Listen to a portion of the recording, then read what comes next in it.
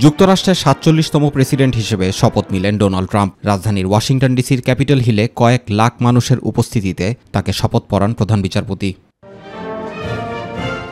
সোমবার স্থানীয় সময় দুপুর ১২টায় ক্যাপিটল হিলে কয়েক লাখ মানুষের উপস্থিতিতে তিনি শপথ নেন। শপথ গ্রহণের পর রীতি অনুসারে জাতির উদ্দেশ্যে অভিষেক বক্তব্য রাখেন নতুন প্রেসিডেন্ট ডোনাল্ড ট্রাম্প। বলেন, এই মুহূর্ত থেকে শুরু হলো যুক্তরাষ্ট্রের স্বর্ণযুগ। আজকের পর থেকে আমাদের দেশ তার সম্মান ফেরত পাবে, আবারও ধাবিত হবে উন্নতির দিকে। সবাই যুক্তরাষ্ট্রকে ঈর্ষা করবে, কিন্তু কাউকে যুক্তরাষ্ট্রের কোনো সুযোগ নিতে দেয়া হবে না। যে কোনো মূল্যে বিগত সরকারের দুর্নীতি, অবিচার সহ প্রতিটি অনিয়মের পরিবর্তন আনা হবে জানিয়ে ট্রাম্প বলেন, পুনরুদ্ধার করা হবে যুক্তরাষ্ট্রের সার্বভৌমত্ব, পুনঃপ্রতিষ্ঠিত হবে নিরাপত্তা, পুনঃস্থাপিত হবে ন্যায় বিচারের ভারসাম্য, শেষ হবে বিচার বিভাগকে অস্ত্র হিসাবে ব্যবহারের অভ্যাস। নতুন প্রশাসনের প্রধান মনোযোগ একটি গর্বিত, সমৃদ্ধ এবং স্বাধীন জাতি গড়ে তোলা। আমেরিকা খুব শিগগিরই আরও মহান, আরও শক্তিশালী এবং অতীতের যে কোনো সময়ের চেয়ে অনেক বেশি অসাধারণ হয়ে উঠবে।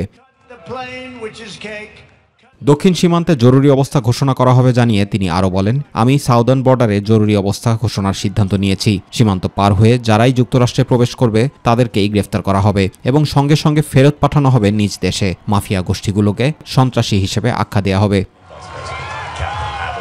শপথ অনুষ্ঠানে ট্রাম্পকে স্বাগত জানান বিদায়ী প্রেসিডেন্ট জো বাইডেন। অংশ নেন সাবেক প্রেসিডেন্ট বারাক ওবামা এবং বিল ক্লিন্টন।